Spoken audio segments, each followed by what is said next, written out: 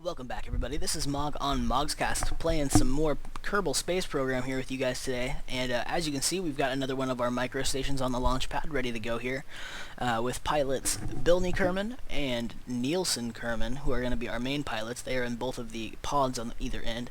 In the center, in our hitchhiker's box there, little hitchhiker's cabin, this guy is going to be our two science officers, Burham Kerman and Nedfin Kerman. The reason why I chose them is because their stupidity levels are pretty darn low in comparison to most other Kerbals. They are our scientists. As you can see, though, we do have a bunch of new windows up here that I've put together with a lot of good information for me. Now, these tend to bug out on me. I think I need to update MechJeb to the newest version for this version of KSP, but excuse me, I keep losing things out of these windows or windows altogether, which I'm sure is probably just a bug from updating. But that's fine. I'll get it figured out. For now, this should do. The reason why I have them all up is because we're going to be flying this initial ascent from the cockpit up here. That's how we're going to be rolling with this. So wish me luck, guys. It's been a long time since I've actually done one of these, but with the proper information, this shouldn't be too tricky. So let's throttle this thing up, and we'll get going here. Warning, incoming launch noise, huh? Okay? Just so you guys are warned, we are going to get a launch here. Launch noise. It may hurt your ears if you have headphones. Here we go. 3, 2, 1. And we are rocketing up, quite literally. As you can see, not much of a view, because we are looking straight up, basically. And let's see, make sure that's actually active. And we are definitely going to get some wobbles in here because of, just because this thing is right in the center of everything. You can definitely notice huge wobbles. And if you're watching that nav ball, you can definitely notice some wobbles there too. So let's see, we're just cranking up there, and there goes our first tanks, dropping those. Hopefully all is well. I haven't heard any explosions, so we should be going good. I don't see it overheating or anything. Last time, I just launched this and was talking for probably a good 5 minutes during this launch stage, and I let go of my second stage a little too early, and they shot up, broke 2 of my nuclear engines on my interplanetary stage, and fell out. Didn't do any other damage. I didn't notice until getting up to finalize the circularization of the orbit, and then I was like, oh, I'm missing 2 engines. That's what that crash was when I launched those a little too early, huh? So that's always great to find out. So we're gonna watch our speed here, about to launch those last 2 out there. Our altitude is just coming up on the 10K mark, so we're gonna go ahead and start tilting over and crank back up our throttle just to make sure that we're not going too crazy and losing too much speed. So in fact, since we're up past that first initial layer of atmosphere, we're going to go ahead and just full throttle this thing. And you can see out the window there the bouncing horizon on Kerbin. I'm going to go ahead and, if I can, I'm going to tilt this so that we're upright. Don't go crazy, don't go crazy, don't go crazy. Might be going a little crazy, that's fine. Okay, I think we got this thing under control now. We're at about the 50-degree mark, which is just shy of the, which is, well, a little higher than 45, obviously, for you folks. But what people usually say is tilt over to about 45. I like to go to about 50 because then it keeps the prograde marker right there about 45. Is kind of why I like doing it. So we're pushing up to our orbit here, and I'm trying to correct your inclination. We went from almost a little over a full degree down to 0.2 of a degree off from the equator, which is much better. Okay, so we're at about 55 kilometer apoaps, almost 60 kilometer apoaps, which you can see up here. The positive number here, the larger of the positive numbers, is our apoaps. The smaller is our equivalent of periaps. So as you can see, we are negative in the planet. Altitude here on the top left in Cockpit 1 panel. So we're at a little over 40,000, so we're tilting down to the horizon to start pushing out our periaps and apoaps a little further. Now, I did say I wanted to do this all from the cockpit. Obviously, I'm going to need to jump to map view to set up nodes and things like that, but I do even have my node information here too, since you don't get that in the cockpit view. So we're going on and pushing that up. I hope I'll have enough fuel to finish this. This went a lot better than the previous attempt to launch. Got about 500 Delta V left in this stage, and I think it'll be just shy, but that's fine. Not a big deal. So pushing up apoaps is about 86 kilometers up. Our periaps is coming along nicely, 90 kilometers. Let's go 95, and then we're going to go ahead and set up our node. So how are we? Oops, don't want to grab that. How are we looking overall? That's a pretty good arc, I think. So grab that and push this out, and then we'll jump back into our cockpit view.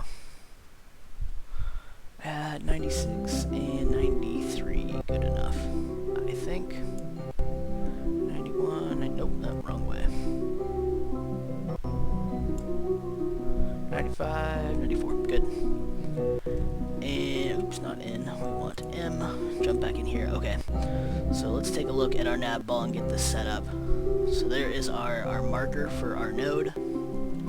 Just down just a hair. We need about 20.7 seconds of delta V, equivalent of 460, well, yeah, equivalent of 460.8 meters a second of delta V we need to burn for about 20.7 seconds at full throttle, which is, yeah, which is probably a lot more than we have. Delta V stats, yep. So that's going to be a little bit tricky. Whoa, went past that node, not paying attention. So we need to start this burn at about T-minus 10 seconds, but in all honesty, we're going to need to do it a lot earlier than that because we're going to be running off our nuclear engines for most of it. Okay. So I'm going to probably start at T-minus 25, just to be safe. Give us a little more time, catch it a bit early. Okay. So there we go. Let's take a look at that. We're going to watch this time to node down here in this window. So we got 50 seconds, 40 seconds, 35, 30, and 25. So let's start this burn. And that is throttled up. We are gaining speed, and we are just about ready to lose it. Pop that out of there. Okay. So we are continuing our burn right through. We need to gain about 260 meters more out of this thing, so we are going to be left with about 2,500 meters per second in this stage in the vacuum, which is less than I had initially planned for. So I hope we'll be able to get out there. Now the final stage actually does have some stats to it, some delta V, so we should be okay. Yeah, it's got like 1,000 delta V in it itself alone. I think we'll have enough. Should be alright. Now I'm going to check something I've actually got. I figured out that MechJeb actually has phase angles in it. So we are a little bit higher than what we need for Duna. We need about 44.36 is the angle that we need for that. We should probably tilt out and watch what we're doing here on this node time. But yeah, so we're getting close. We're very close to what we need to burn out for Duna. So we are definitely past that node, but we are getting close. So I think we're going to be okay in this. We're still at about 95 kilometers for our periaps and our apoaps, and our periaps is coming along nicely. And it is officially out of the atmo at 70,000. So we are stable enough. You know what? We're going to call. Actually, you know what? We're going to keep going. Push that up just a bit. Okay. Good enough. So let's see if we can go set up this burn node, shall we? And I'll be right back. Well, I'll come back to you guys so you don't have to watch all that. See you soon. Okay, so we are back now. Got the node all set up to get out to Duna. So we need about a 5 minute and 9 second burn almost, well, totally, to get out there. As you can see, I've got an encounter at about 30,000 kilometers, is that right? I think so. Something like that. Whatever. It's a lot of kilometers. And it requires about 1,090 meters a second, kilometers a second, burn for the delta V. That's interesting. And I have a bit left to burn here, so like we can get out there. We should have enough to get that going. But let's see. Why is that calculating kilometers? That's throwing me off. That's weird. It should be a comma, and that should be meters. But that's fine. Whatever. That's effectively what it is. About 1,090 meters per second delta V. is what we need to complete this burn. So let's go ahead and get to our burn point, which is going to be a hair over, well, it's going to be 2 minutes and 35 seconds, basically, is what we need to start burning previous to. So we're at about 3 minutes to the burn. Getting there. Oh, okay, that's good enough. Let's start that burn. So full throttle this thing, and we're going to sit right on this node as best we can. If it'll stop moving, maybe it's us moving. There we go. Okay, we're starting to see some overheating in our engines, but that should stabilize fairly quickly and slow down. I don't think we should get an explosion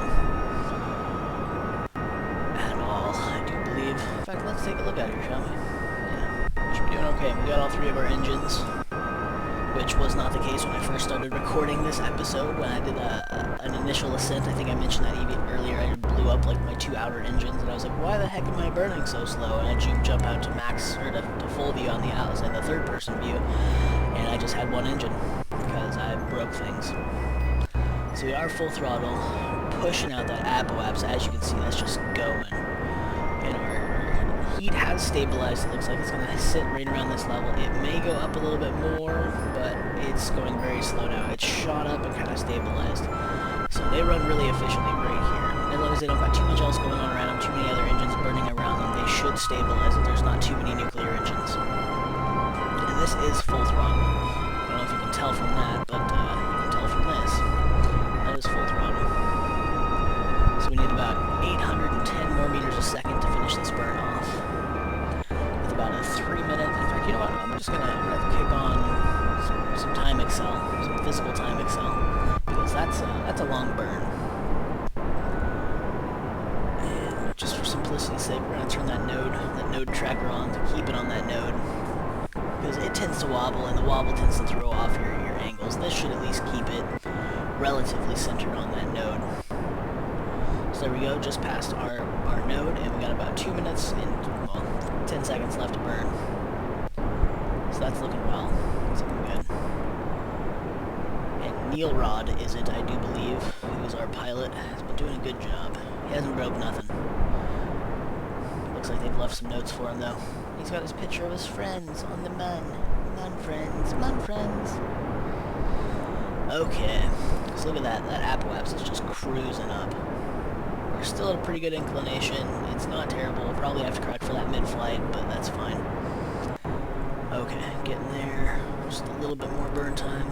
25 more meters a second. Or, well, 25 more seconds to burn. About 65 more meters a second.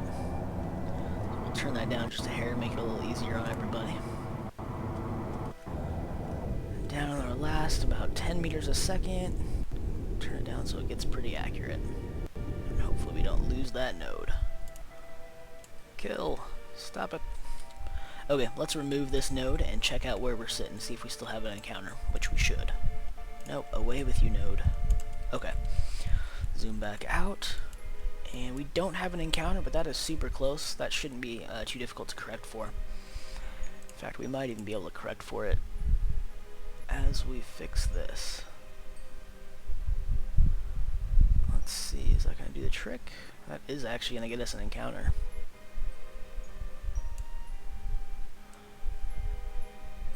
And boop. Wow, it just disappeared. The inclination markers disappeared. Because they are so dang close, apparently. Okay, we're at the NAN, which is pretty much, I don't know what it stands for, but I call it negligible. That could be incorrect. It's probably incorrect, if I had to guess. So let's see. But we're going to fast forward, and I'll come back at you guys when we get closer to Duna. Okay, everybody, so we are back. We are coming in toward Duna here. As you can see, we've got a periapse of about 16 million meters, which is, I think, 16,000 kilometers, something like that. I don't know. Anyway, it's close, and we're coming in. I've already corrected my orientation, so we should be pretty much right on the money here. And as you can see, we're getting close, coming in, and we get to see how our orbit's gonna look here just in a moment. Oh, I forgot I do have the alarm clock mod. I don't really have to watch my speed too often now, I suppose. Here it is, bringing it on down. delete that marker. And come on, come on. There it is. So that is pretty far out there. It's another 14 hours until we even get to the periaps, the middle of this burn. But let's see, that is pretty darn far out there. So now the question is, how do I actually correct for this? Because I want... Actually, no, that's the correct orientation, so we can just do this. Set up our node for capture, and we get an encounter on Ike as well, looks like. Or is that Duna? Oh, that's the Ike. So let's do that. Let's plan for that, since that's where we're going anyway. Where is our Ike periaps? About 300 out, that's fine. Let's see if we can get it even closer, though. Because that might actually help us capture.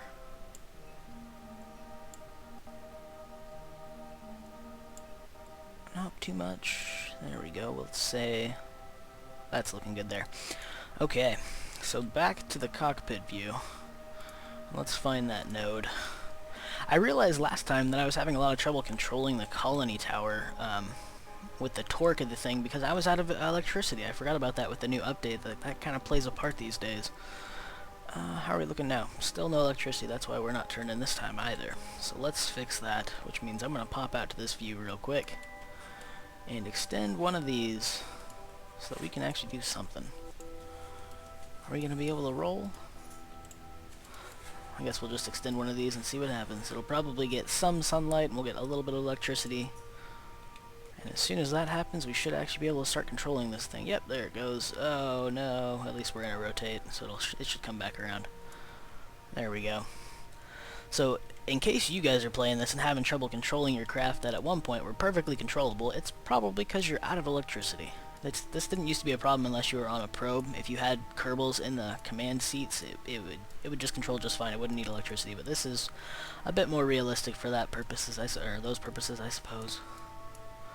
So recharging that, we've got about 14 hours, almost 15 hours before our node for a burn up about 3 minutes. We needed 758 delta V to do this capture, or at least the initial capture. We have almost double that, so more than enough. But let's get these batteries recharged while we have them, while we're waiting. It's coasting up there. We do have a lot of capacity on these, which is great. They just, during these long transfers, it runs out pretty quick because you're doing time warp constantly. Put that away so that nothing breaks while we're doing this, and it's not throwing things off. And okay, why don't we jump back to the cockpit? Set up that node, and as you can see, like, it is slowly dropping. I mean, it is these maneuvers, the torque and the gyroscope usage actually does take a lot of energy to run, but that's fine. And I think the more you rely on it, the heavier the drain is. So it's actually fairly accurate in that sense, I would think. Pretty much on target there. So let's fast forward, shall we? If I'll be able to actually see anything out of these windows. I haven't been able to spot Duna just yet, but I guess we are kind of facing backwards. I wonder if we switch. Is Duna viewable from the bottom? I don't see it. That's fine. We'll see it soon enough. And if you guys just noticed there, I think I showed it in one of the last videos, but the inside of the hitchhiker's container didn't used to be a thing. You couldn't actually do the EV or the IVA in there, but now you actually get a little bit of a living space inside there, which is kind of cool. You can actually jump inside and actually see your Kerbals, which wasn't possible. So 46 minutes until our node that we need to hit. And we're coming in. We had to slow that down a little bit because we were going to blow past it if we didn't get that stopped soon enough. So 3 minutes burn, we need about a minute and a half, well, a minute 36 seconds basically is where it should be about even. So let's go ahead and get that going, since we're pretty much right on the money there. We can see that node delta V dropping, which is kind of what would be the equivalent of the, in the normal view, you get that bar alongside your nav bar, or your nav ball. That would be pretty much the equivalent of what you'd see in that without a graphic representation. And this would be your like T-minus number, the time to node, and the node burn time is pretty obvious. It's pretty much a direct equivalent of what you'd see. So I have all the tools I need to actually get this all figured out from inside the cockpit, which normally is not the case without some sort of a mod like this. Which makes it really difficult to actually fly from the cockpit. It's all guesswork, and you have to run the math yourself and all that, which is cool. I mean, if you can do it, awesome. But it's a lot of work. So we are full throttle, yep. And our engines are getting pretty heated, but it looks like they've stabilized here just below half overheat level, so we should be okay. Not going too crazy there.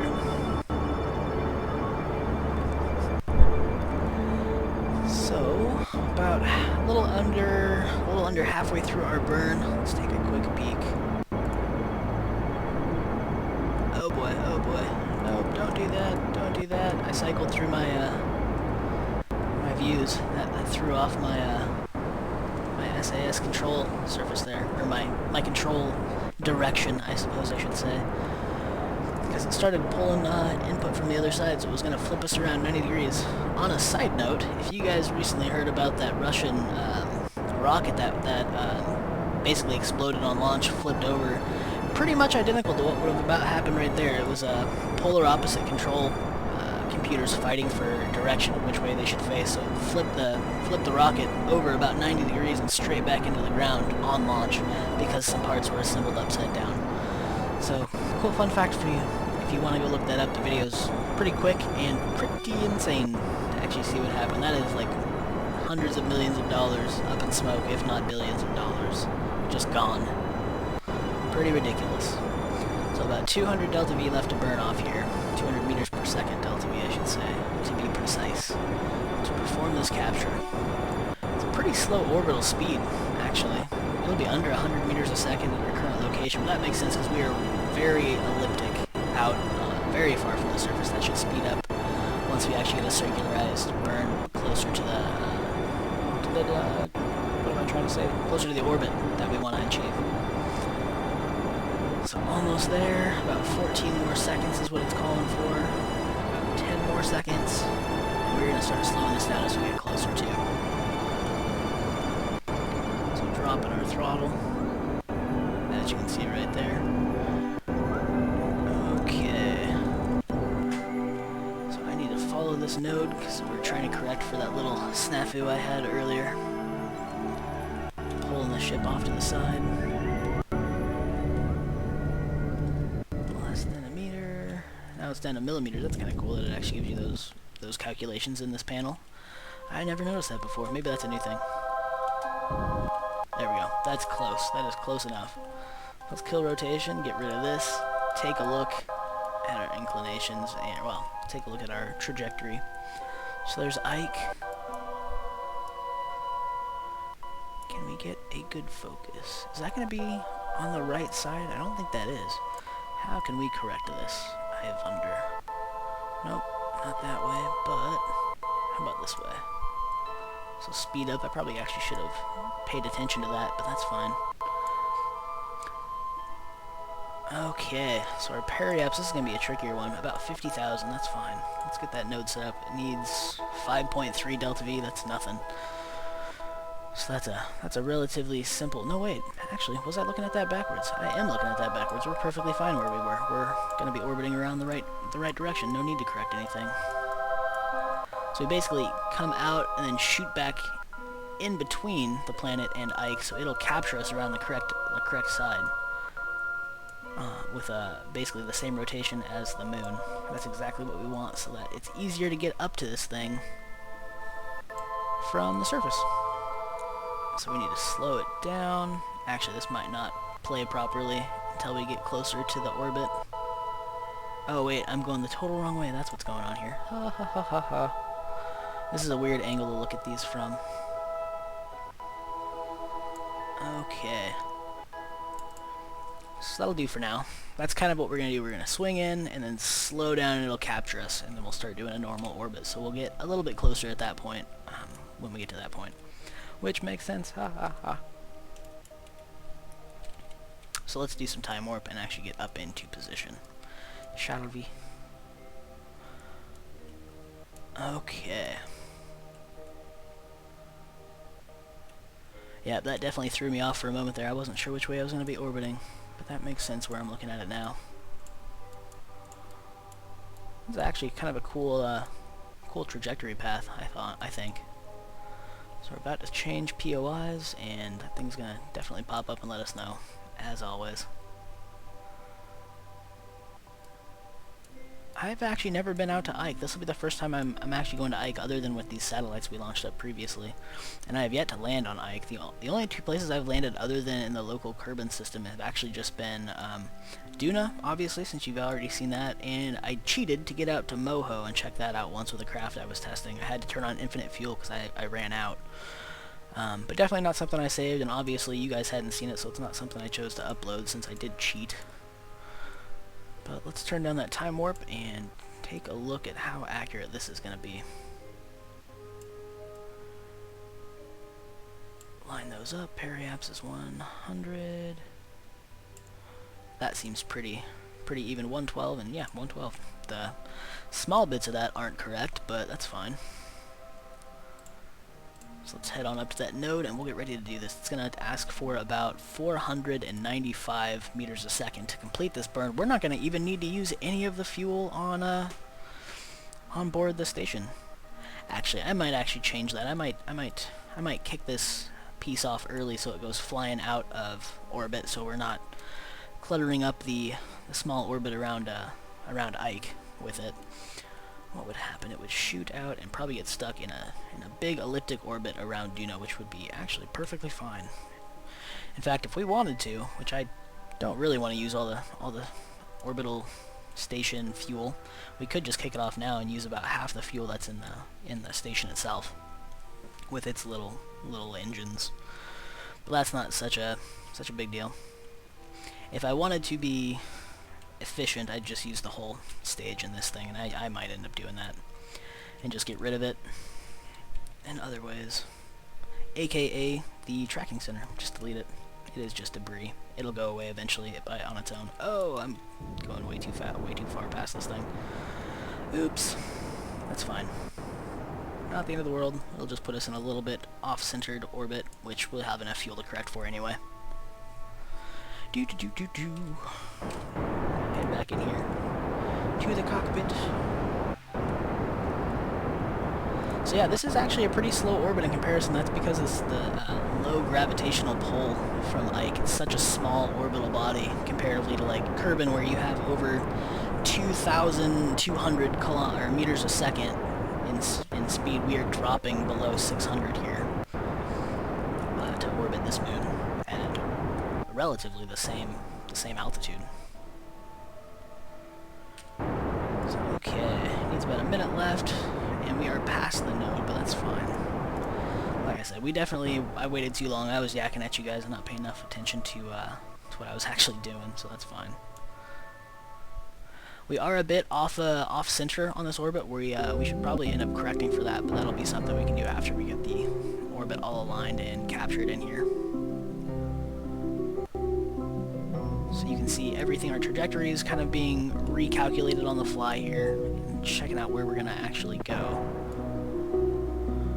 Currently, if we let go right now, we would zip back out into Kerbal orbit and then fly right back through the path where Ike's at. But here we go with the capture. It should be about to snap in here. There it is.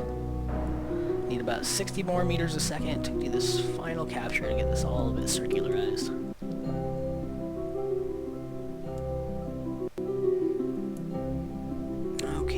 Like I said, that's going to be off a little bit. We can fix that though. So that's about 157. I think I might actually keep it around the 150 range instead of the 100 range where we had it at before, just to give it a little bigger orbit. It's not as hard to get up to these orbits on these lower gravity orbital bodies, obviously, since you don't have to fight against gravity as much or an atmosphere. So adjust where that's starting at so you can get this pretty even. 147, 150. Okay. Nope, that's incorrect. Ooh. Okay, that's better. So there's our new orbit, about 150 on each side, roughly. It doesn't need to be exact, but closer to is better. So why don't we speed up here? It needs about 2 seconds of burn time, so 12.7 meters a second. And we can start that pretty much right on the dot almost.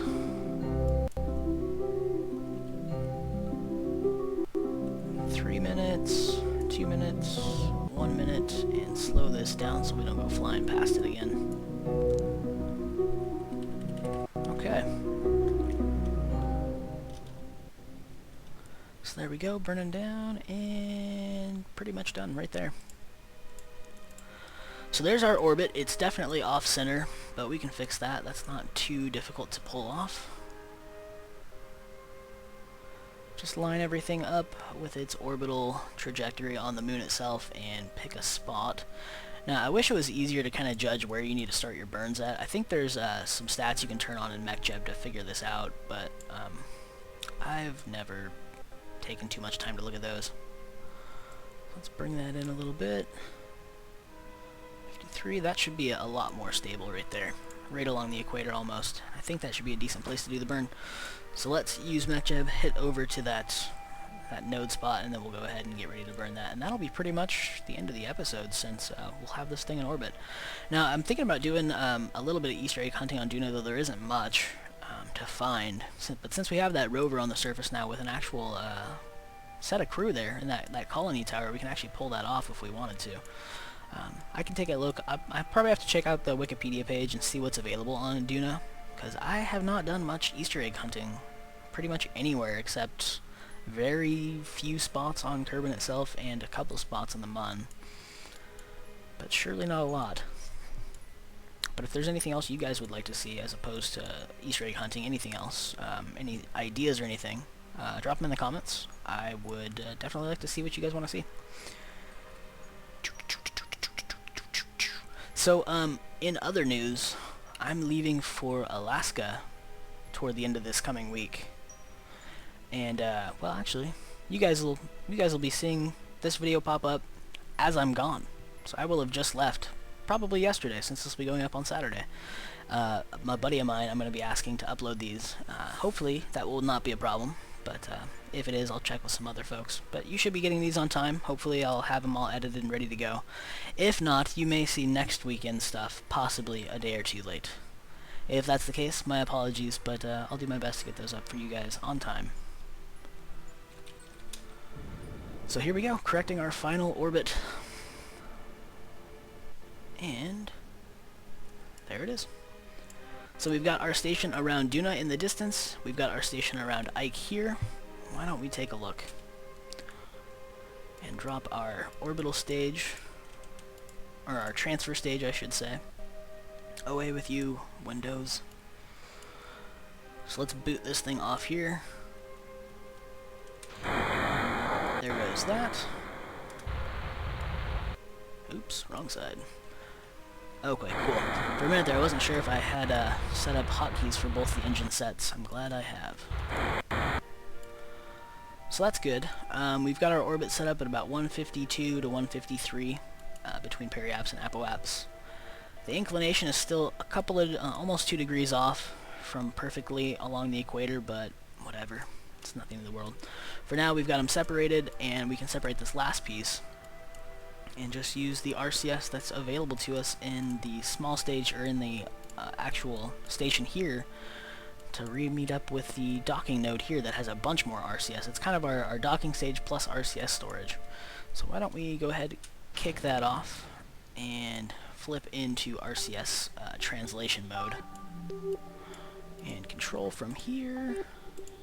And let's do it in chase mode, since I think that's going to be the best way to pull this off. Whoa, don't want that window. RCS on. Grabbing windows when I really shouldn't be. We'll set that one as the target. And I'm going to shut that off real quick. We're going to control from here. Turn on kill rotation again. And go up. Should I do this from the cockpit? I think I should do this from the cockpit. It's going to be, oh no, let's frig it out. It's fighting with where it wants to control from when I do that. That's fine, whatever. I'll just control from the pod. Makes it easier to control to see from cockpit and all that. But we are going past here, so we need to slow down, bring everything back in line. Do some rotating. And I need to be careful not to hit our satellite right there. Don't want to break that off right in the final stages of this whole thing. Turn on some lights so we can actually get a better view here too. That looks pretty centered there. That looks pretty centered. Let's go ahead and start dropping this into place.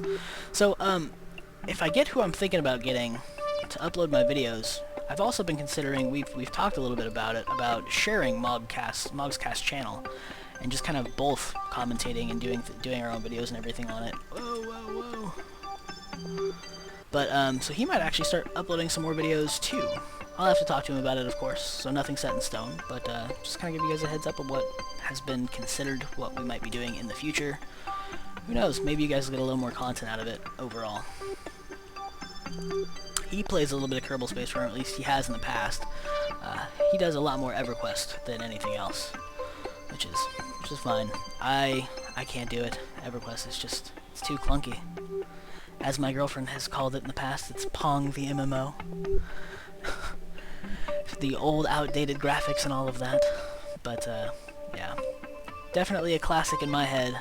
I can't bring myself to play it anymore these days. So there we go, docking node all set up and connected in. Seems like it might be a little bit off. We can correct that though in the future. For now, let's pop out our solar panels and actually get this thing all set up, shall we? Unload our science modules, our satellite dish. We've got our, we can turn on all of our lights, so we actually have lights down here as well for the docking nodes. And we are pretty much set. So this is our new station set up in orbit around Ike. And so we have pretty much got this system, other than a lander on Ike, all explored. Other than, of course, you know, Easter eggs. But that's all future stuff. But for now, thanks for watching, guys. We'll see me next time. Cheers.